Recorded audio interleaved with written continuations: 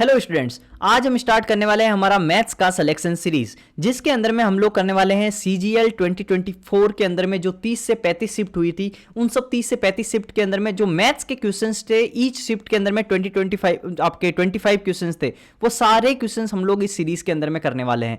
एक एक क्वेश्चन भी करेंगे, उनके कॉन्सेप्ट को भी देखेंगे। तो आप अगर इस सीरीज को पूरा स्टार्ट से लगाकर एंड तक जो 35 लेक्चर्स होने वाले हैं, वो सारे अगर आप देख लेते हैं तो आप ये मान के चलिए कि आप CGL प्री के अंदर में 50 आउट ऑफ 50 आप पक्के इंश्योर कर सकते हैं। उसके बाद मेंस के अंदर में 90 आउट ऑफ 90 भी आप इंश्योर कर सकते हैं। तो अगर आप इस सीरीज के अंदर में स्टार्ट से एंड तक बने रहते हैं और थोड़े नोट्स भी बनाते हैं, जो हार्ड सवाल आपको लगते हैं, जो कॉन्सेप्ट नहीं आते हैं, तो आप ये मान के चलिए कि आप सारे चीज़ों को एक साथ रिवाइज कर लेंगे। एक ही सीरीज के अंदर में सारे कॉन्सेप्ट को देख लेंगे। जो भी कॉन्सेप्ट जो आपको पता है कि CGL के अंदर में और CHSL के अंदर में, CPO के अंदर में, MTS सारे जगह पे एक ही टाइप के सवाल पूछ रही है SSC। तो अगर आप इस सीरीज को खत्म कर लेते हैं तो आप ये मान के चलिए जो भी SSC का लेटेस्ट ट्रेंड है सवाल पूछने का, और जो भी रिपीट हो रहे हैं, जिस टाइप के कॉन्सेप्ट रिपीट हो रहे हैं, वो सब कुछ बताएंगे। एक एक सवालों को सॉल्व करेंगे और बहुत अच्छे मेथड से भी सॉल्व करेंगे, ट्रिक्स भी बताएंगे, सब कुछ रहेगा। तो आपको आज हमारा ये पहला लेक्चर है इस सीरीज का, लेक्चर 1, तो जिसके अंदर में हम लोग करने वाले हैं 9 सितंबर का जो शिफ्ट था, 9 सितंबर 2024 का जो शिफ्ट 1 था, उसको हम लोग शुरू से एंड तक पूरा सॉल्व करने वाले हैं। तो बिफोर स्टार्टिंग द लेक्चर, तो आप ये मान के चलिए कि हम लोग इस सीरीज को जो स्टार्ट कर रहे हैं उससे पहले एक हम लोग टारगेट लेके चल रहे हैं कि हमारा क्या टारगेट है। प्री के अंदर में हमें लेके आना है 50 आउट ऑफ 50, क्योंकि आपको पता है कि जो कट ऑफ गई है इस बार भी बहुत ज़्यादा हाई गई है। ठीक है, तो अगर आप मैथ्स के अंदर में 50 out of 50, 90 out of 90 mains के अंदर में नहीं लेके आते हैं, तो आप मान के चलिए कि बहुत ज़्यादा आप पीछे रह सकते हैं। ठीक है, सिलेक्शन से दूर हो सकता है, क्योंकि ये स्कोरिंग सब्जेक्ट है। अगर आपको टफ लगता है तो ये सीरीज आप खत्म कर लीजिए। आपको बहुत सारी चीज़ें आप ये मान के चलिए, आपको जो भी स्कोर आ रहे हैं आप +20 मान के चलिए, अगर आप सिर्फ इस लेक्चर को कर लेते हैं। ठीक है, ये पूरी सीरीज को कर लेते हैं। अब ये देख लीजिए कि ये जो मैंने स्क्रीनशॉट लगाया है, ये मेरा खुद का स्क्रीनशॉट है, जिसके अंदर में मेरे मेंस के अंदर में मैथ्स में 90 आउट ऑफ 90 आए हैं। ठीक है, तो आपको भी अगर 90 आउट ऑफ 90 लाने हैं, और इसके लिए आपको क्या क्या करना पड़ेगा, वो सारी चीज़ें मैं इस सीरीज़ के अंदर में बताने वाला हूँ। पूरी सीरीज़ को आपको शुरू से एंड तक बने रहना है। ठीक है, तो आपको मैथ्स के अंदर 90 आउट ऑफ 90 मेंस में लेके आना है, और प्री के अंदर में आपको 50 आउट ऑफ 50 लेके आना है। ये आपको टारगेट रख के ही चलना है। और एक बात आप ध्यान रख लीजिए, अगर आप सीरीज़ को स्टार्ट कर रहे हैं तो शुरू से एंड तक सब कुछ, सारे लेक्चर देखने हैं, तभी जाके आपको सारे कॉन्सेप्ट आपके रिवाइज होंगे। अब एक और चीज़, आप चैनल, अभी हम लोग स्टार्ट करते हैं लेक्चर, उससे पहले आप चैनल को सब्सक्राइब कर लीजिए। चैनल को सबसे पहले सब्सक्राइब कर लीजिए, और अपना अगर कोई बेस्ट फ्रेंड हो लाइब्रेरी वगैरह में, उनके साथ भी शेयर कर दीजिए। और लास्ट चीज़, जो डिस्क्रिप्शन के अंदर में टेलीग्राम ग्रुप है, उस टेलीग्राम ग्रुप को आप ज्वाइन कर लीजिए। अगर आप टेलीग्राम ग्रुप को ज्वाइन करते हैं तो उसके अंदर में हम लोग मैथ्स के डाउट्स हम लोग सॉल्व करते हैं, और आप मुझसे पर्सनली कनेक्ट कर सकते हैं, बात कर सकते हैं। आपको जितने भी डाउट आते हैं वो आप ग्रुप के अंदर में शेयर कर सकते हैं। तो हम लोग उस सारे टाइप के सवालों को सॉल्व करने वाले हैं उस ग्रुप के अंदर में भी। तो आप इस सीरीज में भी बने रहिए और टेलीग्राम ग्रुप को ज्वाइन कर लीजिए और चैनल को सब्सक्राइब कर लीजिए। ठीक है, चलो हम लोग बढ़ते हैं पहले सवाल की तरफ। जो फर्स्ट सवाल है ये हमारा देखिए, निम्नलिखित तालिका 5 अलग अलग विषयों में 5 छात्रों द्वारा प्राप्त अंक 100 में से दिखाती है। तो ये आपके देखिए स्टूडेंट से, ये पाँच जन है, और उसके गणित, भौतिक विज्ञान, रसायन, अंग्रेजी और भौतिक शिक्षा, इस 5 सब्जेक्ट के अंदर में अलग अलग टाइप के नंबर दिए हुए हैं, 100 में से नंबर दिए हुए हैं। ठीक है, अब ये क्या पूछ रहा है, एक चीज़ ध्यान रखिएगा, अगर जो भी इंग्लिश मीडियम वाले हैं वो इंग्लिश में पढ़ लें, और जो हिंदी मीडियम वाले हैं वो हिंदी में पढ़ लीजिए। ठीक है, उस सवाल क्या बोल रहा है कि who obtained 79% of the marks in all the subjects taken together, सभी विषयों को मिलाकर 79% अंक किसने प्राप्त किए हैं। अब एक चीज़ ध्यान रखिए, सभी 100 में से हैं, तो 5 सब्जेक्ट हो गए, तो 500 हो गए नंबर, टोटल 500 नंबर है, और 500 में से 79% हमें देखना है। तो आप ये देखिए कि 500 का 79%, तो 500 का अगर हम लोग 79% देखेंगे तो हमें पता चल जाएगा कि कौन सा बंदा है जिसने इतने मार्क्स ऑब्टेन किए हैं। 79 × 5 कितना हो जाएगा, ये आपका हो जाएगा 395। तो हम ये देखेंगे कि किसके मार्क्स का सम 395 आ रहा है। ठीक है, आपको ऐसे नहीं करना है कि ये सब जोड़ रहे हो फिर परसेंटेज निकाल रहे हो सबका अलग अलग, ऐसे नहीं करना है। आप ये देख लीजिए कि 395 मार्क्स किसके आ रहे हैं, किसका सम बन रहा है। अब देखो, हमें पूरा सॉल्व नहीं करना, हमें सिर्फ यूनिट डिजिट को सम करना है। एक चीज ध्यान रखिए, एक एक छोटी छोटी चीजों को सीखिए कि आपको एग्जाम में कैसे सॉल्व करना रहता है। 5, 5, 10 और 5, 15, इसका जो यूनिट डिजिट है वो 5 आ रहा है, तो यहाँ पे 5 है, अभी तक तो मैच कर रहा है, तो अभी इसको जोड़ते नहीं है। अब नेक्स्ट बढ़ो, 9, 6, 15 और 8, 4, 12, ये 7 बन रहा है, तो ये गलत हो गया, यहाँ पे यूनिट डिजिट बन ही नहीं रहा।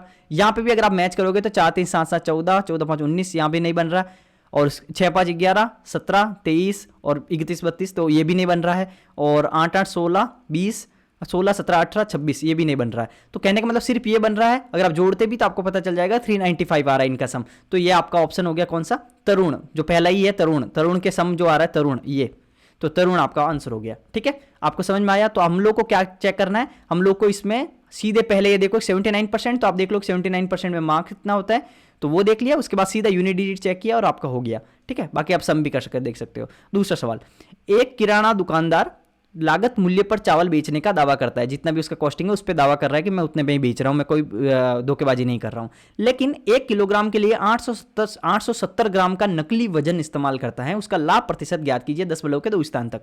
ठीक है, अब एक चीज ध्यान रखिए, एक अगर पूरा कॉन्सेप्ट भी समझाना है, अगर आप नेक्स्ट लेक्चर से बोलोगे, अगर आप कमेंट करोगे कि हमें पूरे कॉन्सेप्ट भी समझाने हैं साथ साथ सवालों के साथ साथ, तो मैं वो भी लेके चलूंगा। लेकिन अभी इस बार इस पहले लेक्चर के अंदर मैं क्या कर रहा हूं, अब मैं ये मान के चल रहा हूं कि आपको सब कुछ आता है और आपको सिर्फ क्वेश्चंस के रिवीजन करने हैं और बहुत अच्छे से आपको प्रैक्टिस करनी है पीवाई क्यूज की। ठीक है, तो हम लोग वो लेके चल रहे हैं।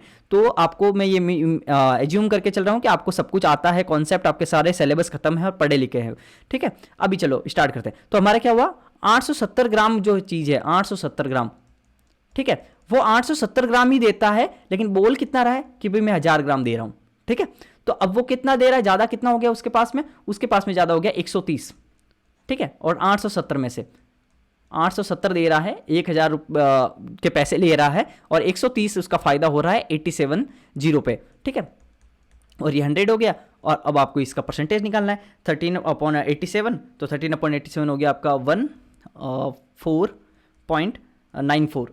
ठीक है, ये 14 आते ही आपको ये टिक कर देना है। ठीक है, आप ये भी देख सकते हो, एक बार गया, उसके बाद में आपके 13 और 30 आपके 43 बचे और 0 हो गया, उसके बाद 4 बार गया। तो ऐसे करके आप डिवाइड, एक चीज़ ध्यान रखिएगा, डिवाइड आपको फास्ट करना है, आपको इतना ज़्यादा नहीं लेना, आपको सिर्फ ये देखना है कि एक और 4 मिल गया, नेक्स्ट टिक करके चलो आगे। ठीक है, नेक्स्ट, प्रिंटिंग प्रेस में राजेश को कुछ किताबें छापने का ऑर्डर मिला, जिसमें से उसने 34 दिनों में 34 दिनों में क्या हुआ, उसने 17/27 ऑर्डर पूरा किया। 34 दिनों में उसने 17/27, या फिर ये इस तरह से लिख सकते हो कि 17/27 ऑर्डर उसने कितने में किया, 34 दिनों में।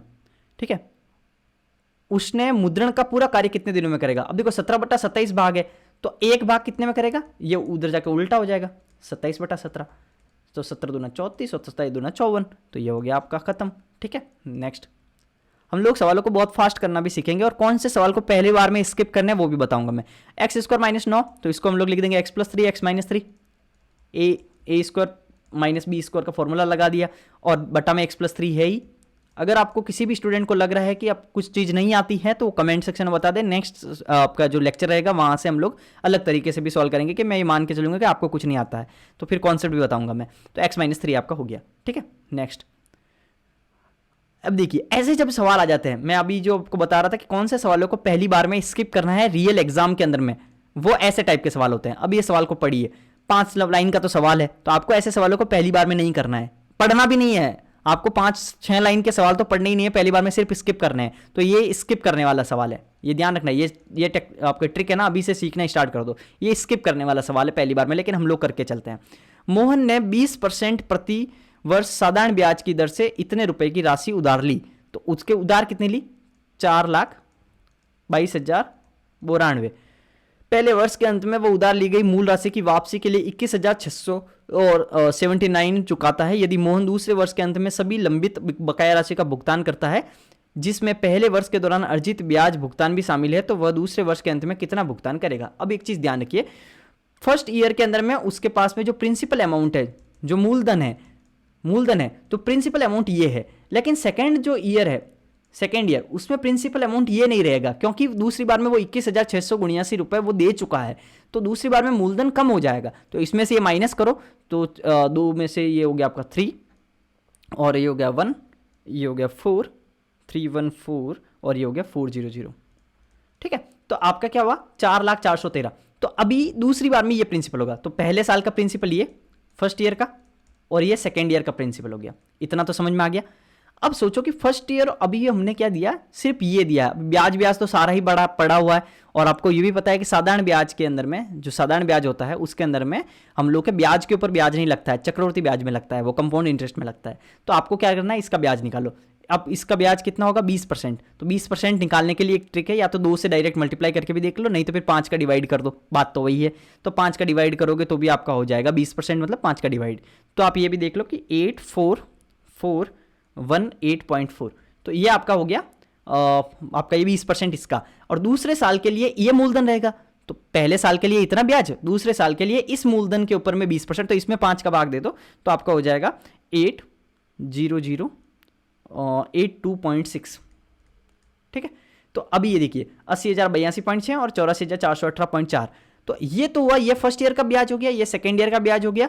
और आपको पता है कि वो 21,000 और ये देने के बाद में ये जो अमाउंट है वो भी तो देना पड़ेगा, मूलधन भी तो देना पड़ेगा। तो मूलधन मिश्रधन क्या होता है, जो अमाउंट होता है वो क्या होता है, अमाउंट बराबर प्रिंसिपल प्लस इंटरेस्ट।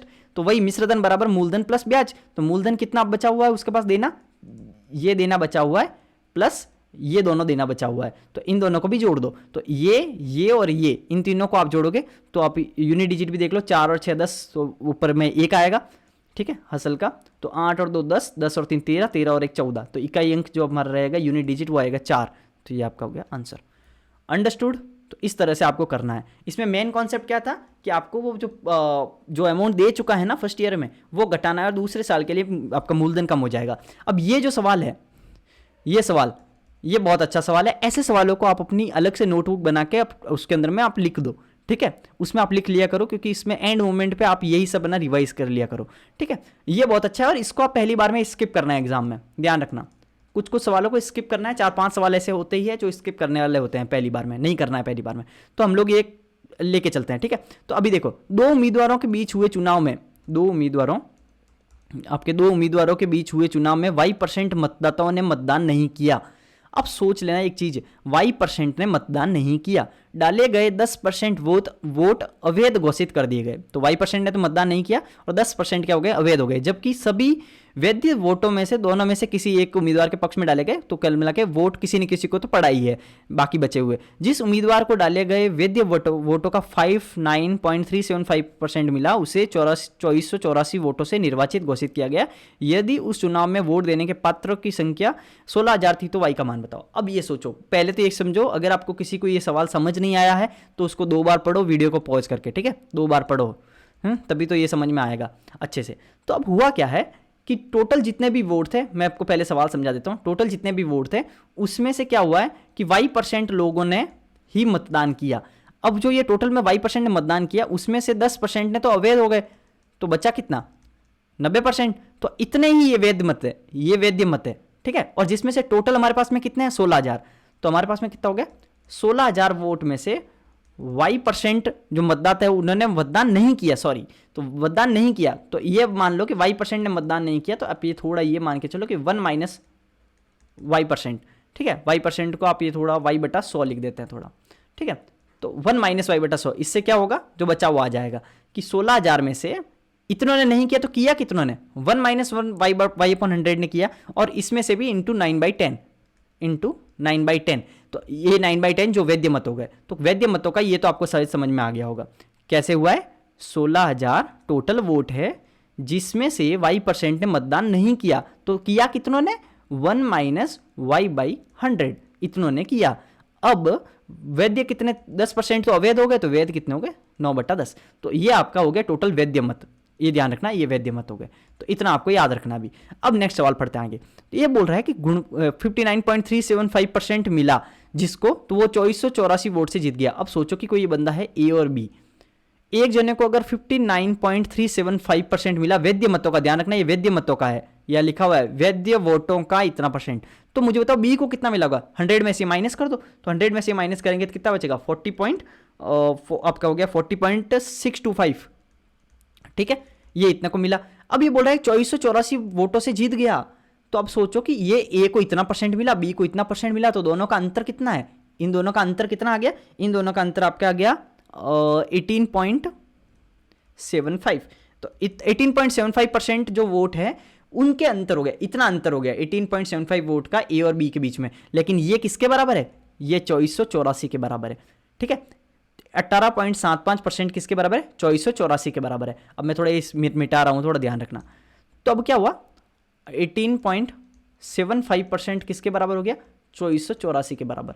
तो अब आपको क्या होगा, तो अब 100% निकालना है, तो पहले 1% निकाल देते हैं। 1% किसके बराबर होगा, 2484 बटा 18.75। अब देखो कैलकुलेशन करने की थोड़ी ट्रिक बताता हूँ। अब इस तरह से अगर आप कैलकुलेशन करोगे ना तो आप सोचो कि बर्बाद हो जाओगे, कुछ होगा नहीं, इस तरह से नहीं करना है। 18.75 को इस तरह से नहीं लिख के हम लोग कैसे लिखेंगे, हम 18.75 ना लिख के हम देखो इस तरह से लिखेंगे, 0.75 को हम लोग ये भी लिख सकते हैं 3/4। तो इसको थोड़ा ईजी हो गया है। ये कैसे ईजी हो गया, 18 36 72 72 73 75 75 बटा 4, तो ऊपर में 4 भेज दो, 75 को इसको काटो और 75 यहाँ लिख दो। इस तरह से कैलकुलेशन स्टार्ट करना है। और 1% निकालो तो 100% कितना हो जाएगा, 100 से मल्टीप्लाई कर दो। अब काटना ईजी हो गया, 25 चौका 100, 25 75 और 3 से इसको काट दो, 8 3 24, 3 दूना 6 और 7 8 2 8 3 24, 828 और 16, तो 828 और 16 को मल्टीप्लाई कर दो, ठीक है। और ये आपका मल्टीप्लाई कर लो, तो 828 और 16 को मल्टीप्लाई करोगे तो ये पहले हो गया 8, फिर 4 और फिर आपका 2 3 और 1, तो ये आपका हो गया 13,248। अब सोचो कि 13,000, अब सोचना बहुत अच्छे से चीज़, ये क्या है, 100% वैद्य मत, मतों का ये परसेंटेज था ना, तो वैद्य मत हमारे कितने हो गए, 13,248। लेकिन अब हमारे पास में सवाल पूछा वाई की वैल्यू क्या है, वाई कैसे निकलेगा, 16,000। अभी देखो थोड़ा हार्ड सवाल है तो इसको उसी हिसाब से करना भी है। 16,000 हमारा क्या था इक्वेशन, वो 16,000 में से 1 माइनस वाई बाई 100 इंटू 9/100 9/10 बराबर 13,248। यही वैद्य मतों की इक्वेशन थी ना, यहां से वाई निकल जाएगा। कैसे निकलेगा, 9 से काट दो, ठीक है, ये 9 से काट दो आप, 9 से काटोगे तो 1 नंबर 9 और 9 4 13, 9 चौक 36, ला बचा 4 5 6 और 9 7 63, 9 2 18, ये हो गया। और 16 से ये भी काट दो, 16 में 144 और 16 32, तो ये हो गया। और ये आपका y यहाँ से अगर आप निकालोगे तो ये 0 से 0, ये भी थोड़ा काट के देख लो, और y बराबर हो जाएगा 100 में से 92 माइनस होगा तो हो जाएगा आपका 8%, तो y हो गया आपका 8%। तो कुछ समझ में आया होगा। तो मैं अभी 1 सेकंड के अंदर मैं थोड़ा सा बताऊं। तो सबसे पहले वैद्य मतों की इक्वेशन लिख दी। वैद्य मतों की इक्वेशन क्या हो गया, 16,000 1 माइनस वाई बाई 100 इंटू 9/10, तो ये वैद्य मतों की इक्वेशन हो गई। तो इसको एक साइड में याद रख लो, ठीक है। दूसरी बार में हमने क्या किया, कि एक जने को 59.375 मिला है, एक जने को 59.375 मिला है, दूसरे को 40 आपका मिल जाएगा, लगभग माइनस करोगे तो 40.625। इन दोनों का अंतर निकालोगे तो इन दोनों का अंतर आपका आएगा 18.75, और 18.75 की वैल्यू दी हुई है हमारे पास में 2484, और अगर ये दी हुई है तो 1% की वैल्यू, और फिर उसके बाद 100% की वैल्यू निकाल दोगे। 100% की वैल्यू हमारे पास में कितनी आई थी, 13,248, जो मैं बता चुका हूँ कितना आया होगा। और 100% अगर हमारे पास ये 100%, ये क्या है, ये वैद्य मतों का है, वैद्य मत इतने हैं, 100% वैद्य मत, तो 100% वैद्य मत इतने हैं, तो हमारे पास वैद्य मतों की इक्वेशन इसको और इसको इक्वेट कर दो, इसको इक्वेट करोगे तो वाई की वैल्यू आ जाएगी। आई होप कि आपको समझ में आ गया होगा, ठीक है। ऐसे सवालों को लिख लो। चलो नेक्स्ट, आरपी को 5, 2 और 1 रुपए के सिक्कों के साथ 100 रुपए का भुगतान करता है। अब ये थोड़ा सा ये मान लो कि मैं ये मान लेता हूँ 5, 2 और 1 रुपए के सिक्के एक्स, वाई और जेड है। थोड़ा समझ लेना, इतने संख्या है, ये नंबर है कि भाई एक्स, ये नंबर है, ठीक है, कि 5 रुपए के एक्स सिक्के हैं, जेड 2 रुपए का वाई सिक्के और 1 रुपए का जेड सिक्के हैं। ये 100 रुपए का भुगतान करता है। 100 रुपए मतलब 5 एक्स सिक्के अगर 5 रुपए के, तो टोटल वैल्यू कितनी होगी 5x, और 2 रुपए के वाई सिक्के हैं तो टोटल वैल्यू कितनी होगी 2y प्लस जेड, ये कितनी हो जाएगी 100 रुपए, ठीक है। और टोटल सिक्कों की संख्या कितनी देखिए 40, तो सिक्कों की संख्या x plus Y plus Z बराबर 40। अब सोचो भुगतान में 5 रुपए के मूल्य वर्ग के सिक्कों की संख्या कितनी है, 5 रुपए मतलब x की वैल्यू निकालनी है हमें। तो मैं एक बार काम करता हूँ, z को पहले से एलिमिनेट कर देता हूँ, दोनों को माइनस करता हूँ। 5x में से x गया तो 4x, इसमें से ये गया तो प्लस वाई, बराबर हो जाएगा 60। अब सोचो कि एक ही इक्वेशन है हमारे पास में, ठीक है, हमारे पास में अब ये बची कितनी है, एक इक्वेशन। वैसे क्योंकि अब देखो तीनों की वैल्यू हम निकाल नहीं सकते, क्यों नहीं निकाल सकते, 3 वेरिएबल, इक्वेशन 2, 3 वेरिएबल, हम वैल्यू निकाल नहीं सकते, लेकिन ऑप्शन का अब हम लोग सहारा लेते हैं, ठीक है। एक बार हम लोग क्या करते हैं, अब ये x की वैल्यू क्या देखे 16 दे रखी है, तो 16 अगर हम लोग x की जगह रखेंगे तो क्या आएगा, y हमारे पास 16 चौक 64, और y हमारे पास में माइनस में आ जाएगा, y नेगेटिव में आ जाएगा, ध्यान रखना। 16 जैसे ही रखोगे तो 16 चौक 64 और ये हो जाएगा y बराबर -4, तो नेगेटिव तो y हो नहीं सकता, तो ये 16 कैंसिल, 17 68 68 तो -8 आ रहा है, ये भी कैंसिल, 18 भी, ये भी कैंसिल हो जाएगा। 13 काट के देखो, 13 तेरह छाई तुम चढ़े 52, और 52 इधर में से घटाएंगे तो 60 में से 52 गया तो y हो गया 8, ये पॉजिटिव बना। तो y की वैल्यू पॉजिटिव आ रही है जब हम लोग यहाँ पे 13 रख रहे हैं, तो ऑप्शन हमारे पास में उत्तर हो गया, ये हमारे पास में आंसर हो गया। अंडरस्टूड, इस तरह से हम लोग को करना है। यहाँ पे एक चीज़ ध्यान रखना, ऑप्शन का सहारा लेना है। अब चलो ये हमारे आगे सवाल करते हैं। 840 मीटर की एक गोलाकार दौड़ में 840 मीटर की एक गोलाकार दौड़ है, इसके अंदर में ए और बी एक ही समय में एक ही बिंदु से क्रमशः 6 और 12 मीटर पर सेकंड की गति से एक ही दिशा में दौड़ने स्टार्ट करते हैं। दोनों ही इधर इधर दौड़ रहे हैं, ठीक है, दोनों इधर दौड़ रहे हैं।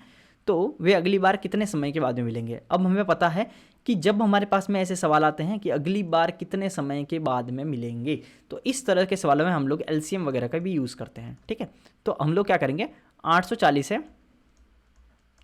840, इसमें हम लोग क्या करते हैं, एक 6 मीटर से जोड़ेगा, एक 840 12 से जोड़ेगा, ठीक है, 6 मीटर। तो यहाँ पे क्या हुआ, एक आपके 6 2 6 24 14 और ये 40, 140 सेकेंड हो गया, ठीक है। ये क्या हुआ, ये हमारे पास में डिस्टेंस है डी, और ये हमारे पास में क्या हो गया, वी। ध्यान रखना मैं क्या कर रहा हूँ वो थोड़ा ध्यान रखना। और ये हो गया टी, डी अपॉन वी बराबर टी, ठीक है, समय बराबर दूरी बट्टा चाल। तो ये हमारे पास में 140 सेकेंड, और ये मैं करेंगे तो क्या होगा, आपका हो गया 70, 12 7 84, तो आपका हो गया 70, ये हो गया 70 सेकेंड। तो हम लोग इन दोनों का एलसीएम लेंगे तो हमारे पास में आएगा 140 सेकेंड। तो 140 सेकेंड के अंदर में ये लोग क्या करेंगे, पास करेंगे, ठीक है। आपका ये 140 सेकेंड के अंदर में ये एक दूसरे को क्रॉस करेंगे, ठीक है। दोनों एक बार, अगली बार कितने समय के बाद में मिलेंगे, तो ये 140 सेकेंड के बाद में मिलेंगे। ये हमारे पास में उत्तर हो गया। हम दोनों को इन दोनों का एलसीएम लेना होता है, ठीक है। थोड़ा बहुत अगर कॉन्सेप्ट आपको नहीं आता है तो पहले सिलेबस को खत्म कर सकते हैं आप, और अगर आप चाहते हैं कि अगले सेशन से मैं कॉन्सेप्ट भी बताऊँ तो आप क्या कर सकते हैं, कमेंट सेक्शन में लिख सकते हैं कि आपको कॉन्सेप्ट भी जानना है। तो मैं क्या करूँगा, सारे कॉन्सेप्ट भी लेके चलूँगा, लेकिन लेक्चर बड़ा हो जाएगा, ध्यान रखना, फिर आपको पूरा अटेंड करना भी पड़ेगा। और एक चीज़ ध्यान रखो, अगर आपको सब कुछ अच्छा लग रहा है तो आप चैनल को सब्सक्राइब कर दो, ठीक है। चलो नेक्स्ट, निम्नलिखित में से कौन सा कथन या निष्कर्ष निकालने के लिए पर्याप्त है कि दो त्रिभुज सर्वांग सम है। कॉन्ग्रुएंट ट्राइंगल, आपके कॉन्ग्रुएंट ट्राइंगल के लिए कौन कौन सी आपकी शर्त है, आपकी जो शर्त है वो आपको पता होनी चाहिए। कॉन्ग्रुएंट ट्राइंगल क्या होता है कि अगर आपके ये ट्राइंगल है, ठीक है, ये ट्राइंगल है, छोटा बड़ा हो सकता है, ठीक है, इस तरह से ये है, ये कॉन्ग्रुएंट आपके सॉरी ये कॉन्ग्रुएंट ट्राइंगल है। अगर तो कॉन्ग्रुएंट ट्राइंगल है तो आपको पता होना चाहिए कि ये कॉन्ग्रुएंट ट्राइंगल के अंदर में दोनों के एंगल सेम होते हैं, भुजाएं सेम होती है, ये सब चीज़ें आपको देखना है। तो अब इसको थोड़ा सा आप ये समझो कि इनकी दो बराबर भुजाएं, सब कुछ सेम होना चाहिए कुल मिला के। अगर एक ट्राइंगल है और इसके ऊपर मैं एक ट्राइंगल और रख दूं तो ये दोनों एक दूसरे के ऊपर ओवरलैप करने चाहिए, तभी ये सर्वांग सम कॉन्ग्रुएंट ट्राइंगल है। तो अब थोड़ा एक चीज़ समझो, मैं एक एक चीज़ों को पूरा अच्छे से कॉन्सेप्ट को समझा रहा हूँ, थोड़ा ये समझो। पहला ऑप्शन को छोड़ो, पहले दूसरे से देखें। इनका क्षेत्रफल और आधार समान होता है। दो ट्राइंगल ऐसे बनाओ जिनका क्षेत्रफल समान हो और आधार समान हो। चलो मैं एक काम करता हूँ, इसका आधार ये इसका आधार, ये दोनों बराबर बना दिया। लेकिन क्या मैं इसका क्षेत्रफल अगर बराबर कर दूं, क्षेत्रफल मुझे बताओ, ट्राइंगल का क्षेत्रफल क्या होता है, एरिया क्या होता है, 1/2 बेस इंटू हाइट। बेस तो मेरा सेम है, अगर मैं हाइट भी सेम कर दूं तो मेरे एरिया तो सेम हो जाएगा।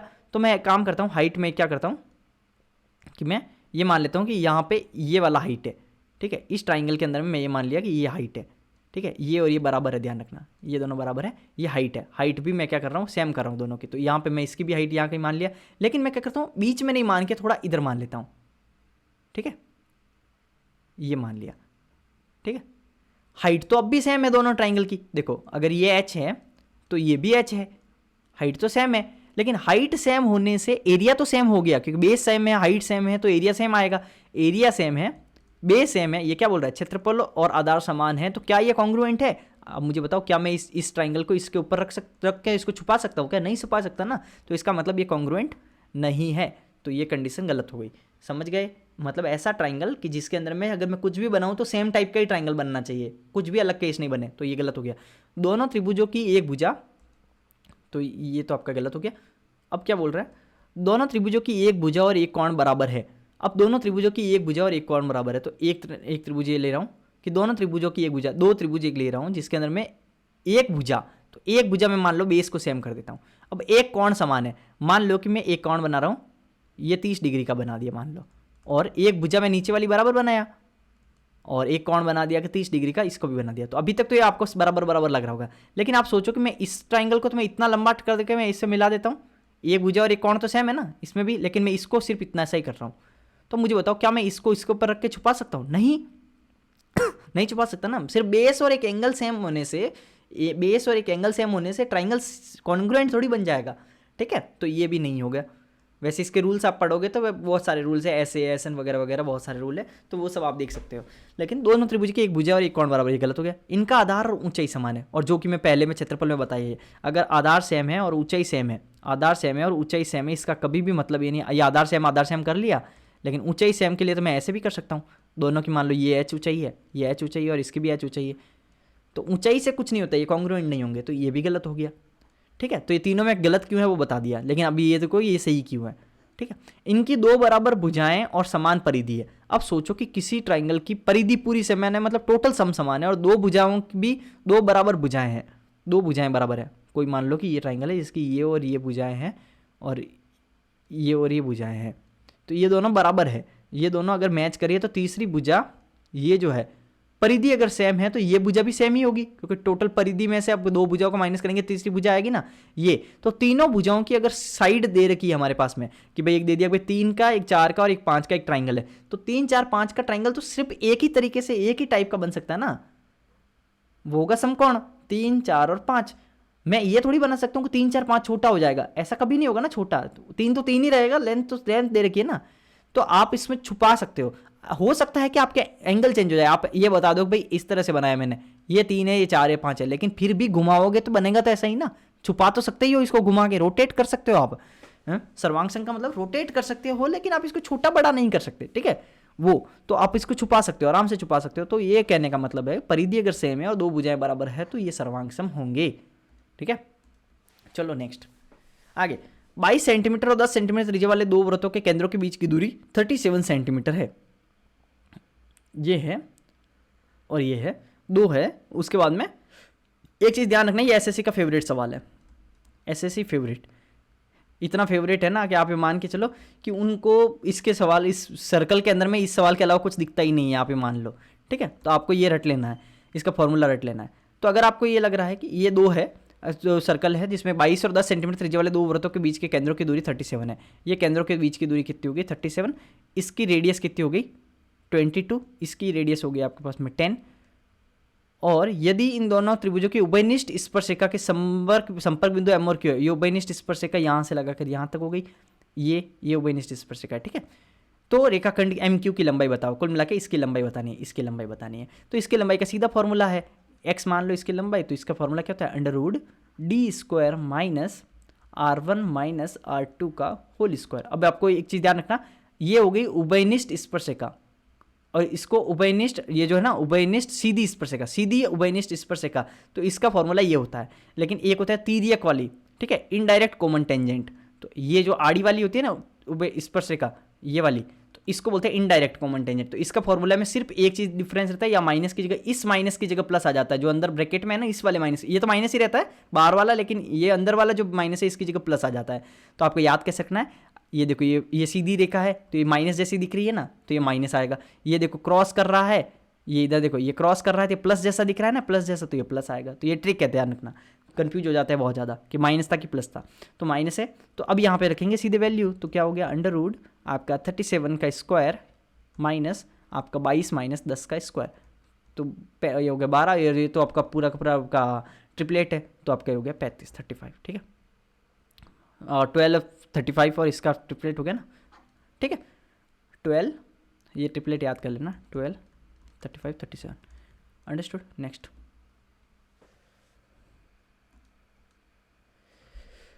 यदि कोसेक थीटा 5/3 है तो सेक स्क्वायर थीटा और ये पूरा का मूल्यांकन करो। अब देखो दो चीज़ है, तरीके क्या है कि बहुत इजी भी है सवाल, लेकिन आपको थोड़ा दिमाग और लगाओगे तो और इजी बन जाएगा। एक नॉर्मल तरीके से तो आप कैसे जाओगे कि कोसेक अगर 5/3 दे रखा है तो ये थीटा हो गया, ठीक है, अगर ये थीटा हो गया तो 5/3 है, तो साइन कितना होगा 3/5 हो गया, तो 3/5 हो गया, ये 3 हो गया, ये 5 हो गया, ये 4 हो गया। तो इस तरह से करके फिर सारी वैल्यू निकाल के पुट कर दो, लेकिन थोड़ा इसको भी सॉल्व कर लो ना तो और ईजी हो जाएगा। 1 + cot स्क्वायर थीटा क्या होता है कोसेक स्क्वायर थीटा, ठीक है। सेक स्क्वायर थीटा -1 क्या होता है tan स्क्वायर थीटा, तो tan स्क्वायर थीटा और cot स्क्वायर थीटा मल्टीप्लाई करोगे तो 1 आएगा, तो सिर्फ बचा क्या, सिर्फ यही बचा ना, तो इसका स्क्वायर ही तो करना है, बाकी ये सब बनाना ही नहीं पड़ता। तो कहने का मतलब थोड़ा सवाल अगर सॉल्व कर सकते हो तो उसको भी कर लिया करो। तो 25/9, ठीक है, हो गया। नेक्स्ट मान लीजिए कि O वृत्त का केंद्र है, मान लीजिए कि O क्या है, O वृत्त का केंद्र है। ए बी और सी डी त्रिज्या के एक ही तरफ दो समांतर जीवाएं हैं। अब इसको थोड़ा और अच्छे से बनाते हैं, थोड़ा और आपको समझ में आएगा। अगर मान लो कि ओ एक वृत्त का केंद्र है, थोड़ा अच्छे से समझना, यहाँ पे जीवाएं दे रखी है, एक ये जीवा है और एक ये जीवा है, ठीक है, और ये ओ वृत्त का केंद्र है। अब थोड़ा ये देखो कि एक रेडियस है आपकी, ये भी रेडियस है और ये भी रेडियस है, इतना समझ में आ गया।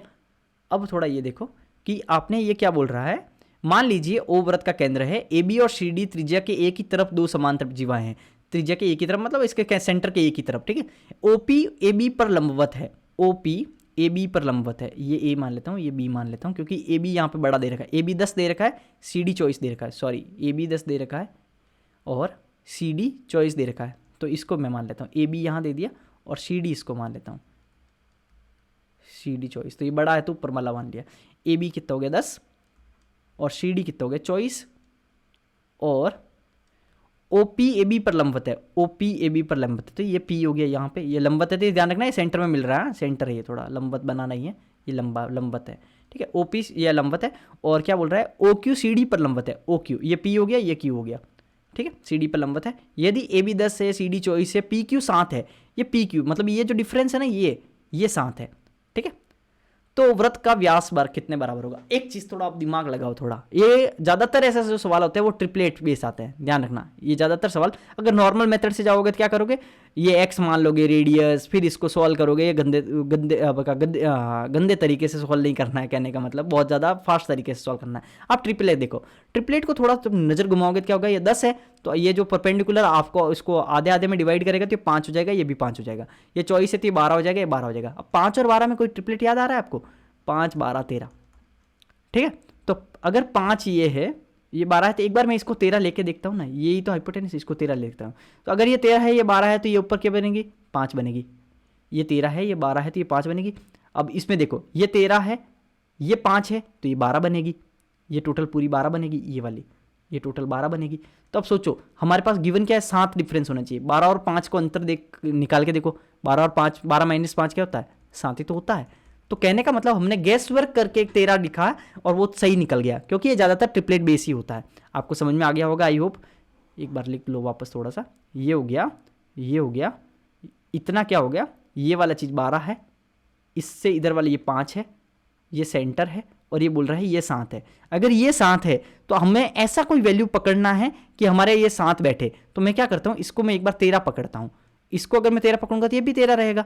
अगर ये 13 है और ये 12 है तो ये क्या रहेगा, 5 रहेगा, ठीक है। और ये 13 है, ये 5 है, तो ये टोटल क्या रहेगा, 12 रहेगा। अब 12 और 5 का अंतर 7 ही तो होता है जो हमारा गिवन है। तो कहने का मतलब हमने जो डाटा 13 रखा है, जो हमने गैस वर्क करके रखा है वो हमारा सही है। तो इसका मतलब रेडियस हमारा 13 है, तो हमारा व्यास कितना हो जाएगा 26।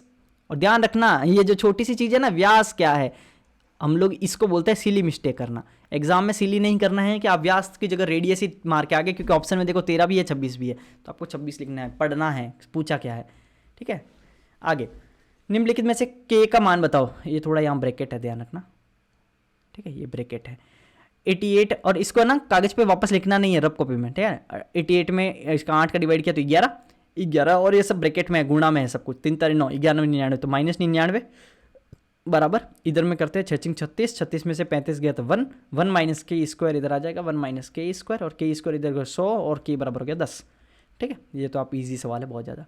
नेक्स्ट सरल बनाएं, x माइनस 5 इधर है, एक्स स्क्वायर माइनस 25 इधर है, इसको मैं एक्स प्लस 5 एक्स माइनस 5 लिखेंगे, तो एक्स माइनस 5 कट गया, एक्स प्लस 5 बचा। तो अब ऊपर वाला देखो, अब ऊपर में जो है वो बटा नीचे बचा एक्स प्लस 5। अब देखो ऊपर में क्या लिखा है, x cube plus 15x square plus 75x plus 125।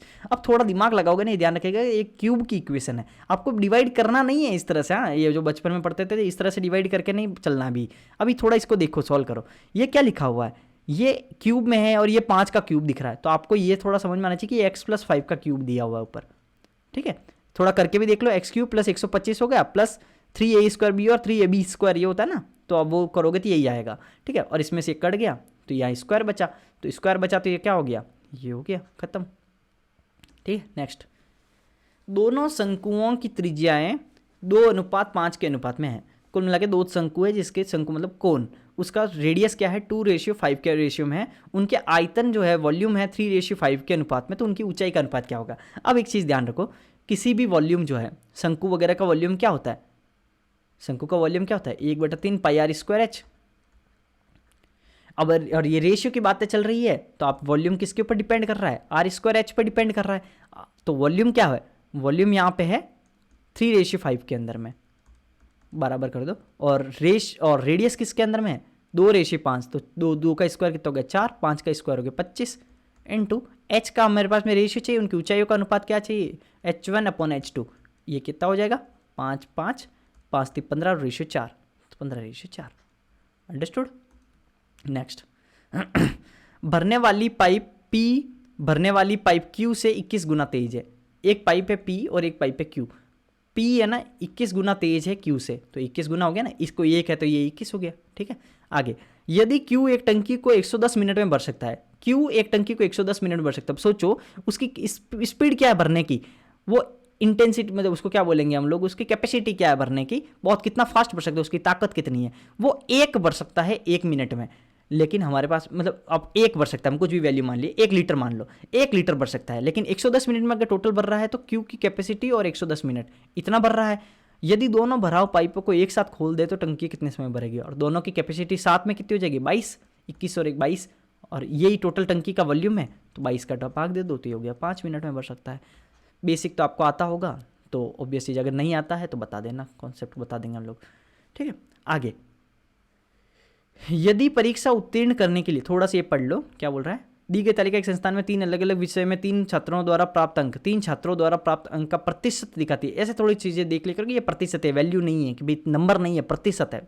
ठीक है, ये परसेंटेज दे रखा है। तो यदि परीक्षा उत्तीर्ण करने के लिए इतिहास में, हिस्ट्री में, ये रहा हिस्ट्री, ठीक है, हिस्ट्री में न्यूनतम 105 अंक आवश्यक है। तो कुल मिलाकर अगर हिस्ट्री में उस बंदे को पास होना है तो उसको 105 नंबर लाने पड़ेंगे, परसेंटेज नंबर, हाँ नंबर आवश्यक। तो परीक्षा में कितने छात्र उत्तीर्ण हुए, तो परीक्षा में उत्तीर्ण कितने छात्र हुए। अब भूगोल, वनस्पति विज्ञान, इनसे हमको कोई लेना देना नहीं है, हमें सिर्फ लेना देना है हिस्ट्री से।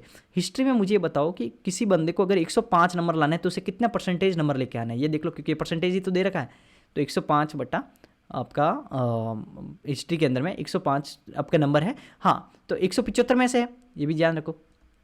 175 में से अगर 105 नंबर लाने तो कितने परसेंटेज बने, तो ये आपका बन गया लगभग 60%।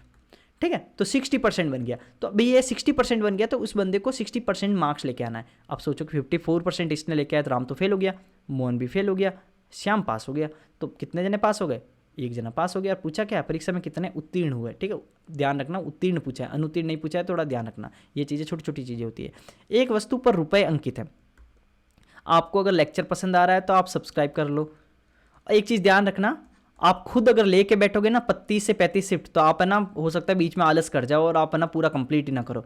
तो इसलिए क्या हो रहा है, मैं जो ये शिफ्ट करवा रहा हूँ, आप इनका अगर रोजाना आधा घंटे के अंदर में 2 की स्पीड से वीडियो देख भी लेते हो ना, तो आपको सब कुछ सारी चीज़ें आपको पता चल जाएगी और लेटेस्ट सारे आपकी शिफ्ट खत्म हो जाएगी।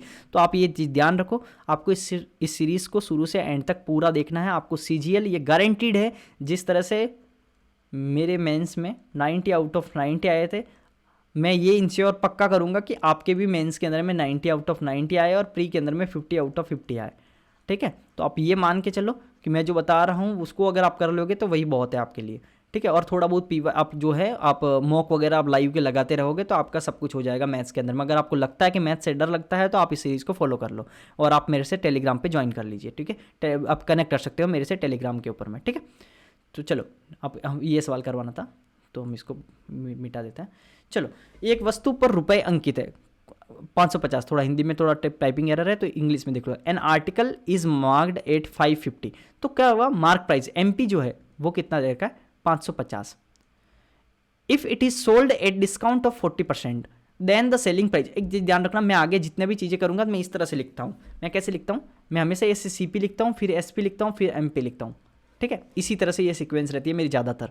ठीक है, तो 550 रुपये अगर उसकी मार्केट प्राइस है तो ये 550 हो गया। 40% की छूट पर बेचा जाता है, तो अब सोचो कि MP हमेशा छूट है ना मार्केट प्राइस पे लगती है, इतना सब कुछ पता होगा। 40% का मतलब क्या हो गया, 2:5, 2/5, तो ये 40% की छूट है। तो अब क्या हुआ, 5 की चीज़ है ना वो 3 में बेच दिया, 2 की छूट होगी ना, 5 की चीज़ 3 में बेच दिया। 40% की छूट के बेचा जाता है तो विक्रय मूल्य उसके लागत मूल्य से 10% अधिक हो जाता है। विक्रय मूल्य लागत मूल्य से 10% अधिक का मतलब 10% 1/10, तो एक अधिक मतलब 10 की चीज़ 11 हो गई, तो सीपी 10 की चीज़ 11 हो गई। अब ये क्या बोल रहा है, लागत मूल्य बताओ, मतलब 10 की वैल्यू बताओ। तो 5 बराबर 550 है, 5 की वैल्यू 550 है तो 11 गुना हो गई, 110 गुना हो गई, तो ये हो गया आपका 330। 11 अगर 330 है तो आपका 30 गुना हो गया, तो 10 30 गुना होकर 300 बन जाएगा। हो गया आंसर, खत्म। ईजी है तो, हल्का है एकदम, रेशियो ही तो करना है। ठीक है, नेक्स्ट कॉस स्क्वायर 29 और 61, और इन दोनों को जोड़ोगे 29 प्लस 61 कितना होता है, 90 होता है। तो अगर 90 है तो इसको मैं इसको साइन स्क्वायर 61 लिख सकता हूँ, इतना तो आता होगा। Sine square 61 plus cos square 61, ये तो बहुत ईजी हो गया 1। ठीक है, नेक्स्ट ये सीजीएल में आए हुए प्री के सवाल है। ठीक है, अब देखो साइन स्क्वायर 30 और लास्ट में देखो साइन स्क्वायर 60, ये दोनों बन के ए 1 बन रहा है। Sine square 30 plus sine square 60, तो 30 और 60 90 हो रहा है, तो साइन को कॉस में बदल सकते हैं या कॉस को साइन में बदल लो। Sine square theta plus cos square theta बराबर 1, तो इन दोनों का 1 हो गया। साइन स्क्वायर 40 और साइन स्क्वायर 50, ये भी 1 हो रहा है, लेकिन ध्यान रखना आगे माइनस है, तो माइनस है तो माइनस का 1 बन रहा है। ठीक है, साइन स्क्वायर 45, इसको थोड़ा छोड़ो, इसको थोड़ा मैं छोड़ रहा हूँ पहले साइड में, इसको भी छोड़ रहा हूँ। इनको देखो 55 और 35, ये भी माइनस में है, माइनस में, और इसका भी 1 बनेगा। अब इन दोनों को देखो, ये और ये 2 है, तो साइन 45 क्या होता है 1/√2, इसका स्क्वायर करोगे तो 1/2, दोनों प्लस में है तो प्लस 1/2, और इधर वाला भी प्लस 1/2, और तो कुछ नहीं बचा ना, नहीं बचा कुछ भी। तो अगर ये हो गया तो 1 और 1 कैंसिल, और 1/2 1/2 1 हो गया, 1 1 कैंसिल हो गया तो 0, तो ये 0 हो गया। अंडरस्टूड। ये सवाल को थोड़ा समझने में भी आपको टाइम लगेगा कि ये बोल क्या रहा है। ठीक है, थोड़ी लैंग्वेज इसकी थोड़ी घुमाई हुई है, तो ऐसे सवालों को आपको स्किप करना है। मैं आपको बोल चुका हूँ, जब भी बड़े बड़े सवाल दिखे उसको स्किप करना है। ठीक है, बहुत ज़्यादा आपको ध्यान रखना है कि स्किप अगर आपको सीख गए तो आप सोचो कि पहले 20 सवाल खत्म करने हैं जो इजी वाले हैं। 20 सवाल खत्म करोगे तो 2 नंबर से आपके प्री के अंदर में 40 नंबर हो जाएंगे, उसके बाद हार्ड वाले पे आओ। ठीक है, हार्ड पहले लग गए ना तो आप मान के चलो कि 5-5 मिनट ले लेता है और पूरा टाइम खा जाता है और कॉन्फिडेंस डाउन होता है, वो अलग। दी गई जानकारी पढ़े और निम्नलिखित प्रश्न का उत्तर दें। निम्नलिखित तालिका पर एक परीक्षा में 6 अलग अलग विषयों में 7 छात्रों का द्वारा प्राप्त अंक प्रतिशत दिखाती है। 7 छात्रों के द्वारा ये प्रतिशत ध्यान रखना, ऐसी चीजें पढ़ लिया करो। ये प्रतिशत दिखा रहा है ना कि मार्क्स। ठीक है, कोष्टक में दी गई संख्या प्रत्येक विषय में अधिकतम अंक है, ये प्रतिशत नहीं है। तो कहने का मतलब गणित में ज़्यादा से ज़्यादा 150 नंबर का पेपर है, कहने का मतलब 150, उसमें से 90% आए, 90 नंबर नहीं आए, 90% आए, ये बोल रहा है। ये परसेंटेज दे रखा है और ये सब्जेक्ट है।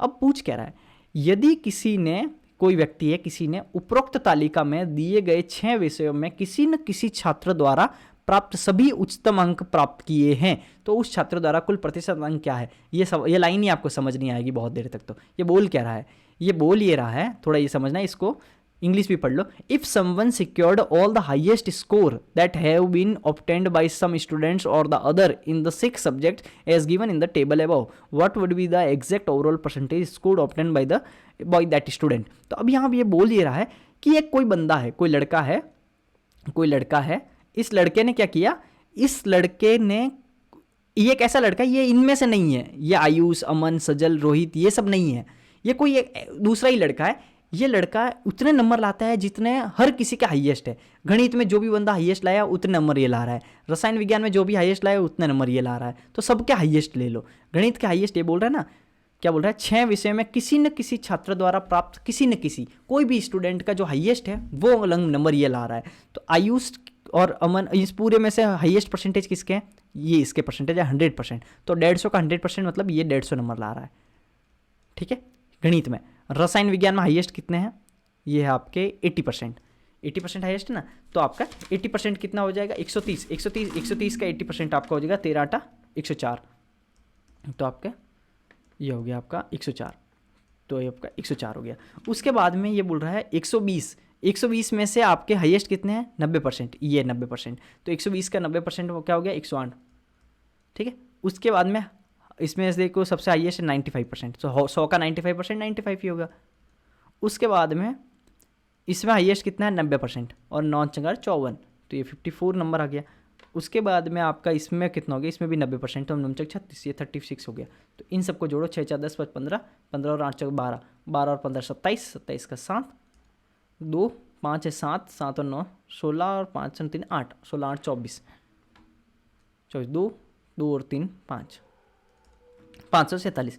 अब सोचो कि इसके कितने परसेंटेज बने, ये बोल रहा क्या रहा है, तो उस छात्र द्वारा इतने इसने मार्क्स लिखा है, ये क्या है, ये मार्क्स है, लेकिन कितने परसेंट बने, तो पहले देखो टोटल मार्क्स कितने हो गए, 150 और 130, तो आपके हो गया 280, 280 और 120 हो गया आपका 400, 500 और ये हो गया 600, तो टोटल 600 में से इस बंदे ने लेके आया 547 नंबर, तो ये हो गया आपका नमचंगर 54, एक चंग और पीछे बचा 91, तो ये हो गया आपका ये।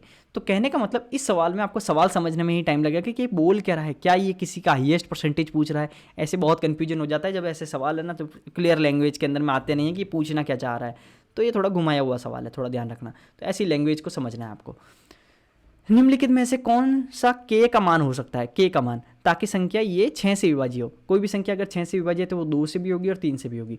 अब सोचो कि के सबसे लास्ट में है, तो इकाई अंक ध्यान रखना कि अगर कोई संख्या 2 से विभाज्य है तो वो सम संख्या होगी, तो ऑप्शन में देखो कि सारे इकाई अंक जो भी विषम है वो काट दो, जो भी ऑड है वो काट दो, लेकिन यहाँ पे तो सारे इवन ही दे रखे हैं, तो कहने में कभी कभी क्या होता है ना, ऐसा दे देता है 4, 6, 3, 5, तो हमें पता है कि ये तो होगा ही नहीं, समझ गए ना, तो ध्यान रखना सारे इवन है इस समय तो अभी हमें सिर्फ 3 का चेक करना है। 3 के चेक करने के लिए क्या हुआ, आप 3 बार, आप सभी जोड़ो मत, देखो इजी छोटे छोटे सेकंड ही कैसे बचाते हैं वो मैं बता रहा हूँ, आप इसको ऐसे जोड़ना नहीं है कि 2 और 3, 3 और 7, 10 और 9, 19, इस तरह से नहीं जोड़ना है, आप ये सोचो कि 2 और 1 3, 3 का डिविजिबल है, छोड़ दो इसको, 9 भी है, इसको भी छोड़ दो, और 7 और 2 9, ये भी काट दो, 4, अब बचा 4 और के, बस 9 के जितने भी 3 के मल्टीपल आते जाते हैं उसको छोड़ते जाओ, जोड़ना नहीं है, तो 4 और के बचा, 4 में ऐसा क्या जोड़े कि वो 4 में अगर मैं इसको 4 रखूँगा 4 4 8 हो जाएगा, जो कि गलत है, जो जिसमें 3 का डिवीजन नहीं, डिविजिबल नहीं होता है ना। 6 रखेंगे तो 6 4 10, ये भी नहीं जाएगा, 2 रखेंगे तो 4 और 2 6, इसमें 3 का चला जाएगा, 0 रखेंगे तो 4, इसमें भी नहीं जाएगा, तो कहने का मतलब 2,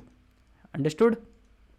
चलो नेक्स्ट आगे, निम्नलिखित तालिका विभिन्न परीक्षा केंद्रों पी और क्यू और आर में उपस्थित कुल उम्मीदवारों और उपस्थित उम्मीदवारों की संख्या दर्शाती है। कुल मिला के कुल उम्मीदवार दिखा रहा है और एक उपस्थित दिखा रहा है पी क्यू आर के अंदर में, ठीक है।